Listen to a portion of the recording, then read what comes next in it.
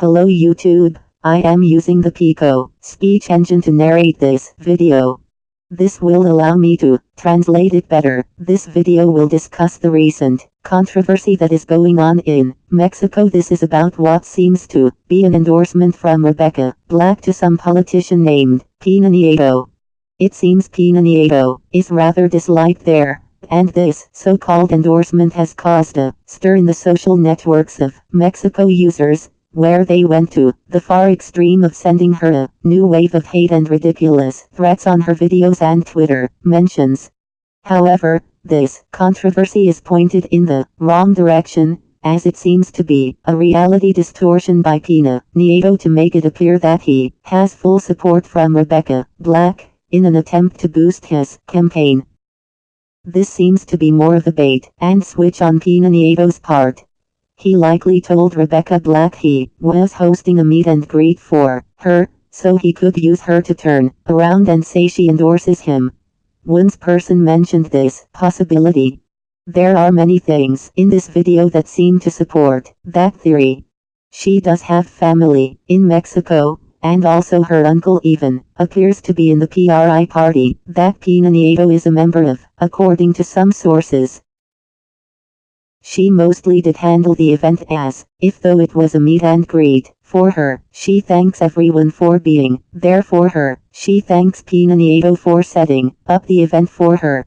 She also proceeds to talk about her family in Mexico, and later offers photo ops, as if though it was a meet and greet event.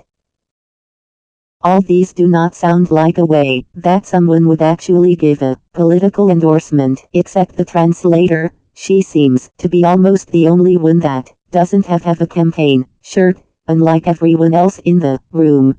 If she showed up to endorse him, shouldn't she have a campaign shirt as well? Furthermore, she hasn't shown any support for him on her social network accounts. She hasn't told anyone on the internet to vote for him on Twitter or her YouTube channel. In fact, she hasn't publicly supported any politicians in her home country of the USA yet. Why would she support one in Mexico instead? There also seems to be editing done to the video to make her seem more supportive to Peña Nieto than she really is. In beginning and the end of the video, Peña Nieto's campaign logo is shown, implying that the video was edited by his campaign. This should be an indication that the footage shown is probably biased for his campaign.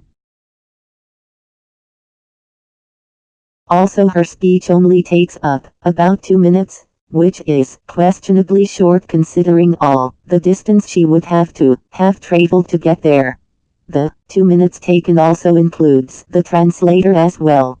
There is most likely a large amount of footage that is cut out from this event. Peña Nieto wants his audience to believe that she traveled all this way solely to discuss politics.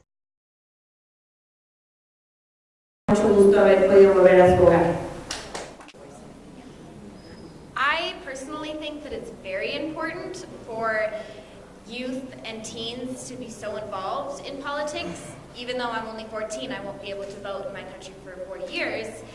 You don't want to be 18 and not know anything about what you're going to vote about. Entonces, Rebecca piensa que es sumamente importante para la juventud, aun cuando no tengan 18 años, estar en edad de votar. Deben estar informados acerca de lo que pasa en el país para que cuando lleguen a la edad de poder votar puedan formar parte de la decisión. In the video, right before she states how youth should be informed about politics, there is a fade in effect, leaving out what happened before that. The way that she puts the extra stress on the word very sounds as if though she is answering a question. The campaign likely asked the question to her, and then edited it in to give the impression she had political motives for being there. After the statement about youth politics, that's when it seems that's when she makes her so-called endorsement to Peña Nieto.